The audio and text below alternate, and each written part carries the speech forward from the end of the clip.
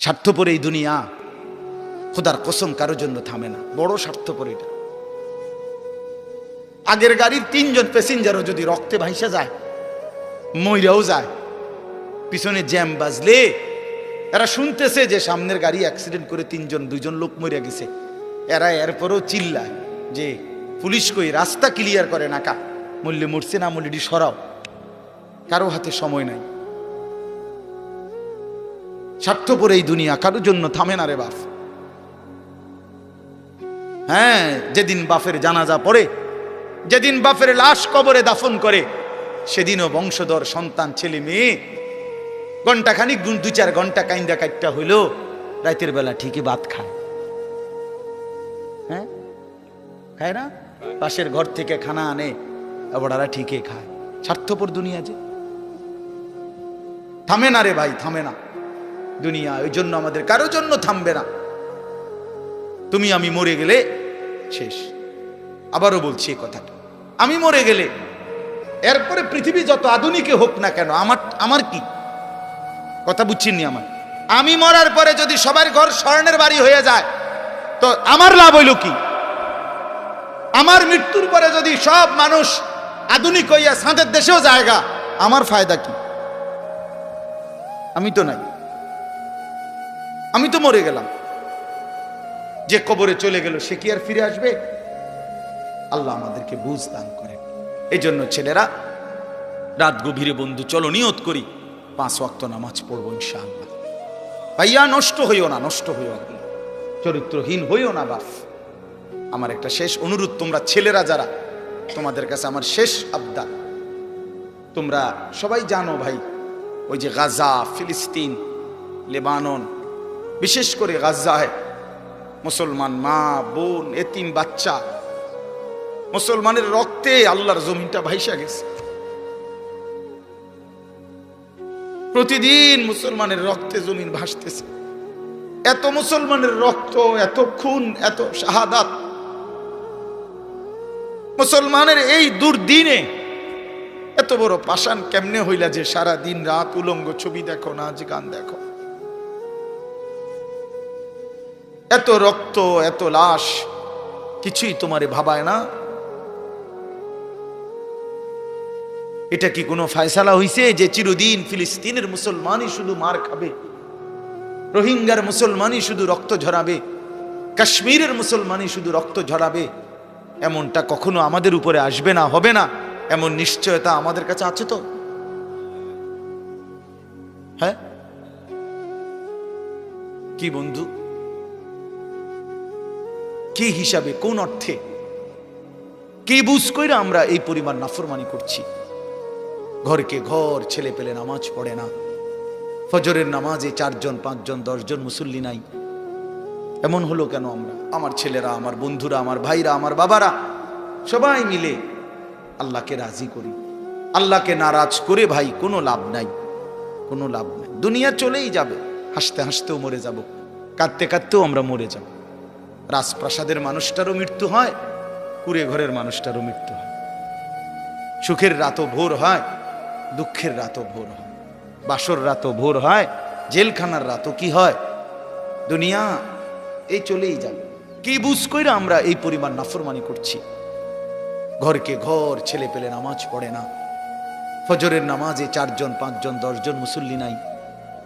এমন হলো কেন? আমরা এভাবে আল্লাহকে ভুলে গেলে আল্লাহর পাকের রহমত বরকত আসবে কিভাবে? এটা তো দুর্ভাগ্য বেটা, যে কিরে আমি একটা মানুষ, আমার কেউ কদ্দুর কিছু বাধা দেয় না, আমি দিন রাত অশ্লীল ছবি দেখতেছি, নর্তকী দেখতেছি, জিনা বেবিচারের দৃশ্য দেখতেছি, 1 ওয়াক্ত নামাজ পড়ে না, সেজদা দেয় না, চরিত্রের খবর নাই, চেহারার খবর নাই, চুলের সাথে, চেহারার সাথে, পোশাকের সাথে, কিচ্ছুর সাথে মুসলমানের কোনো নমুনা নাই। অথচ তারে কেউ বলে না, তারে ফিরাইবার চেষ্টা করে না। কারণটা কি? তার উপরে যে খোদার গজব পড়ছে। হ্যাঁ বেটা, তোর উপরে যে আল্লাহর লানত পড়ছে। এই জন্য মালিকের নজর থেকে যে সরে যায়, মাখলুকের নজর থেকেও সে সরে যায়। যারে মালিক পছন্দ করে না, তারে আল্লাহর বান্দারা পছন্দ করবে কেন? কেন ভাইয়া? ভেবে দেখেন, আমার মনে আছে, আমি প্রায় বলি, আমার ছোটবেলায় ছাত্র জীবনে আমি 3 বার, একদিনে 3 বার চুল কাটাইছি। আমার বড় ভাই আমারে 3 বার সেলুনে পাঠাইছে। কেন?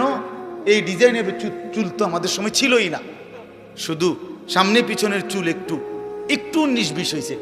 হয়েছে না, হয়েছে না, সমান হয়েছে না, আবার যাও, আবার যাও, আবার যাও। জীবনে আমি একবার শুধু একটা এমব্রয়ডারি পাঞ্জাবি এরকম নকশাওয়ালা একবার গায়ে দিছিলাম জীবনে, একটা পাঞ্জাবি। বড় ভাই ধৈরা টাইম না সিরা টুকরা টুকরা করে ফেলাই দিছে। এই জন্য ছেলেরা আমি মাঝে মাঝে এটা অস্থিরতা বোধ করে বলি, আমার ভাই, আমি তোমার পরিবর্তন চাই, আমি তোমার বদলানো দেখতে চাই। তুমি নষ্ট হইও না, তুমি বরবাদ হইও না, চরিত্রহীন হইও না ভাইয়া, কষ্ট পাইবা। শেষ পর্যন্ত তুমি একলাই থাকবা, এই বন্ধুরা কেউ থাকবে না, এই মোবাইল কেউ থাকবে না, এই ফেসবুক, এই ইউটিউব এগুলো থাকবে না দোস্ত। খুব অল্প সময়ের ব্যবধানে আমি তুমি সবাই পৃথিবীর মায়া ছেড়ে চলেই যেতে হবে, খুব দ্রুত। যুবকও কবরে চলে যায়, বয়স্ক মানুষও কবরে যায়, কোলের বাচ্চাও কবরে চলে যায়। আল্লাহ তাআলা আমাদেরকে বুঝ দান করেন, আল্লাহ তাআলা আমাদেরকে কবুল করে নেন। অনেক ছেলে বসছো, মাশাআল্লাহ। ছেলেরা তোমাদেরকে আমি আপন করে বলবো, নিজের ভালো বোঝো ভাই, নিজের ভালো বোঝো। কেন নষ্ট হইবা? এত সুন্দর দেহ, এত শরীর স্বাস্থ্য আল্লাহ তাআলা সুস্থ সবল বানাইছেন। আল্লাহ তাআলা চোখ দিয়েছেন, নাক দিয়েছেন, কান দিয়েছেন, হাত পাও দিয়েছেন। কোরআন শরীফে আছে, এই যে এখন বললাম যে নামাজ পড়ে না তার মৃত্যুর কষ্ট হবে। কোরআন শরীফে আছে, আল্লাহ তাআলা বলছেন, ওয়াইলুন ইয়াউমাইযিল লিল মুকাদ্দিবিন, সমস্ত মিথ্যাবাদী নাফরমান পাপীর জন্য সেদিন জাহান্নামের আযাব। যদি বলি কেন, তো আল্লাহ বলেন, ওয়াইদা কিলা লাহুমুর কাউ লা ইয়ারকাউন, ওদেরকে যখনই বলা হতো নামাজ পড়তে, ওরা নামাজ পড়তো না। আমি বারবার ডাকছি, 5 বার এক এক বেলা, এক এক দিন 5 বার মসজিদে, এক একটা মহল্লায়, যেই কোনো মানুষ আমরা যখন মসজিদে এক একটা ওয়াক্তের আজান হয়, এক মসজিদে না, কমপক্ষে 10টা মসজিদের আজান কাছাকাছি জায়গার থেকে আমাদের কানে ঢোকে, ঠিক না? তাহলে 10টা মসজিদে যদি 4টা করে হরন থাকে, তাহলে 40টা হরন দিয়া আপনার কানে আজান পৌঁছাইলো। তুমি বেঈমান, একটা সেজদা দিলা না? তুমি কেমন মানুষের বাচ্চা? তুমি কোন মার ঘরে জন্ম নিছ? তোরে মুসলমান বলে কোন জানোয়ারে বেটা? তুই কিসের মুসলমান বেটা? কিসের মানুষ বেটা? কোন মানুষ তুমি বেটা? আল্লাহ তাআলা বলেন, আমি বললাম তাকে বারবার, সে আমার মতো মালিবের কথা, মনিবের কথা ছেড়ে দিল, প্রত্যাখ্যান করল। কোরআন শরীফ আছে, জাহান্নামীদেরকে ফেরেশতারা ডাক দিয়ে বলবে, মা সালাকাকুম ফি সাকার। আপনি মাওলানাদেরকে জিজ্ঞেস করেন, মা সালাকাকুম ফি সাকার। ফেরেশতারা বলবে, এই বেঈমান, তুই জাহান্নামে আসলি কেন? কিসে তোকে জাহান্নামে নিয়ে আসলো? ক্বালু লাম নাকু মিনাল মুসাল্লিন। নাফরমান বলবে, 1 নম্বর কারণ আমি নামাজি ছিলাম না। ক্বালু লাম নাকু মিনাল মুসাল্লিন। জাহান্নামী বলবে, বন্ধু আমি নামাজি ছিলাম না, আমি নামাজ পড়তাম না, এই জন্য আজ জাহান্নামী। কতভাবে বলছেন আল্লাহ, কতভাবে বলছেন। ইয়াউমা ইউকশাফু আন সাকিন ওয়া ইউদআউনা ইলা সুজুদি ফালা ইস্তাতিউন। আল্লাহ তাআলা বলেন, সেদিন কিয়ামতের দিন প্রত্যেককে তার সারা শরীর খুলে দেওয়া হবে, অর্থাৎ সারা শরীরের মধ্যে কোনো কাপড় থাকবে না, একেবারে টাকনু পর্যন্ত শরীর বিবস্ত্র হাসরের ময়দানে। এই অবস্থায় ফেরেশতারা ডাক দিয়ে বলবে, এই বেঈমান, তোর এতগুলো সেজদা ছুটে গেছে মোট, এগুলো দে, এখন দে। ওয়ায়ুদআউনা ইলা সুজুদ। প্রত্যেক নাফরমান পাপীকে বলা হবে সেজদা দিতে। কি দিতে? ফালা ইস্তাতিউন। আল্লাহ বলেন লক্ষ কোটিবার চেষ্টা করেও একটা নাফরমান একটি সেজদাও আর হাসরের ময়দানে দিতে পারবে না। লু ওয়া তামাত্তাউ কালিলান ইন্নাকুম মুজরিমুন। কোরআন শরীফে আছে আল্লাহ বলে বেঈমান খা, ওয়া তামাত্তাউ দুনিয়া ভোগ কর, কালিলান কিছু সময়ের জন্য, ইন্নাকুম মুজরিমুন তবে মনে রাখিস তুই কিন্তু পাপী। 8টা বাজে নাস্তা খাইতে বসছিস বেঈমান, খা ঠিক আছে খাইতে দিলাম, তবে মনে রাখিস তুই কিন্তু ফজরের নামাজ পড়স নাই, আমি মালিকের হিসাব আছে। রাত 10টা বাজে নাফরমান খাইতে বসলা, আল্লাহ বলে ডাক নাফরমান খা, দুনিয়া আমি সবাইরে খাইতে দেই, কিন্তু মনে রাখিস তুই কিন্তু এশার নামাজ পড়ো নাই। ঘর করছো, বিল্ডিং করছো, ফার্নিচার বানাইছো, ঠিক আছে ঘুমাও, থাকতে দিলাম, তো মনে রাখো বেঈমান আমি জানি এগুলো সুদের টাকা, কিস্তির টাকা, এগুলা ওজনে কম দিয়া সিটারি কইরা বাটপারি কইরা হারাম রোজগার করা টাকা, খাও ঠিক আছে খাও, তুমি অসুবিধা নেই। ওয়াদারনি ওয়াল মুকাদ্দিবিনা উলিন নি'মাতি ওয়া মাহিলহুম কালিলা। রব্বুল আলামিন বলে পৃথিবীবাসী সমস্ত মিথ্যাবাদী নাফরমান বেঈমানকে কিছুটা সময়ের জন্য দুনিয়া ভোগ করবার সুযোগ দাও। ইন্না লাদাইনা আনকালাও ওয়া জাহিমা, আল্লাহ বলে কিন্তু আমি রব্বুল আলামিন এই নাফরমান বেঈমানদের জন্য জাহান্নামের আগুনের শিকল আর জাহান্নামের আগুন রেডি করে রেখেছি। আইসো কবরে, আইসো বান্দা, প্রথম রাতেই আমি দেখাবো আমি মাওলার শাস্তি কতটা ভয়ানক। ওয়া আন্না আযাবি হুয়াল আযাবুল আলীম।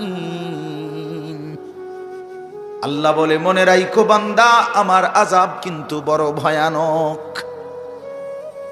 ইন্না বাতশা রাব্বিকা লাশাদীদ, আল্লাহ বলেন আমার ধরা কিন্তু বড় শক্ত ধরা, বড় শক্ত। এই জন্য আমরা যেন আল্লাহকে ভুলে না যাই। কেন নামাজ পড়বেন না? কেন সেজদা দিবেন না? আল্লাহকে বাদ দিবেন কেন? আল্লাহকে বাদ দিলে থাকেটা কি? যে মুসলমান মালিক চিনে না তার আর মুসলমান রইল কি? যে মোমেন তার ঈমান চিনে না, মুনিব চিনে না, সে মুসলমান কিসের? ওয়ালা তামুতুন্না ইল্লা ওয়া আনতুম মুসলিমুন। আল্লাহ বলছে পূর্ণ মুসলমান না হয়ে কবরে আইসো না বান্দা, কষ্ট পাইবা, কষ্ট পাইবা। আউলা লাকা ফাআউলা সুম্মা আউলা লাকা ফাআউলা। আল্লাহ বলছে নাফরমান 4 বার বলতেছি তোমারে, তোমার জন্য আযাব আছে, আযাব আছে, আযাব আছে, আযাব আছে। তাফসীরের মধ্যে লিখছে একবার জান কবজের সময়, একবার কবরে, একবার হাসরের মাঠে, একবার জাহান্নামে, 4 বার তুমি কষ্ট পাইবা। কোরআন শরীফে আছে প্রত্যেক নাফরমান পাপী, বিশেষ করে বেনামাজি, এই ছেলের আল্লাহর তোহাই তোমাদের হাতে ধরে বলি ভাইয়া, কোরআন শরীফে আছে আল্লাহ বলছে যারা নামাজ পড়ে না, মালাকুল মউত আজরাইল খোদার কসম জান কবজের সময় কলিজা থেকে রুহুটা টান দিয়া ছিঁড়ে ফেলবে, টান দিয়া ছিঁড়ে ফেলবে। কাল্লা ইযা বালাগাতিত তারাকি, কণ্ঠনালীর কাছে চলে আসবে, তখন রুহুটা কণ্ঠনালীর থেকে আর বের হতে চাইবে না, গলায় যেমন আটকাইয়া যায়, আটকাইয়া যাবে রুহু বেঈমানের নাফরমানের। তো ফেরেশতা আল্লাহর নবী বলেন মালাকুল মউত আজরাইল টাইনা হেসরাইয়া ছিঁড়া ছিন্ন ভিন্ন করে রুহুটা টেনে বের করবে। কেন এমন করলো? এমন নির্মম মৃত্যু হলো কেন? এমন ভয়ানক মর্মান্তিক মৃত্যু কেন হলো? কোরআন শরীফ আল্লাহ সরাসরি বলছে ফালা সাদ্দাকা ওয়ালা সাল্লা, কারণ হলো সে আমি আল্লাহকে বিশ্বাস করে নাই, ওয়ালা সাল্লা এবং কি করে নাই, এবং কি করে নাই, সরাসরি কোরআন আল্লাহ বলছে তোর কলজা ছিড়ালাম।